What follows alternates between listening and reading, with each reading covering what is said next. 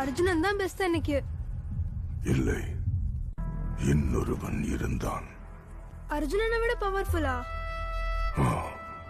அவன் என் நண்பன். அவருக்கு என்னாச்சு? விதி. அப்படி ஒரு மரணம் எந்த வீரனுக்கும் நிகழக்கூடாது. இந்த ஆயுதம் அவனுடையதுதான். சக்தி வாய்ந்தது. இது அவனுக்காக படைக்கப்பட்டது. அவன் இல்லையெனில் இது ஆயுதமே அல்ல. You will always be my captain. அவன் பெயரை சரித்திரம் மறக்காது.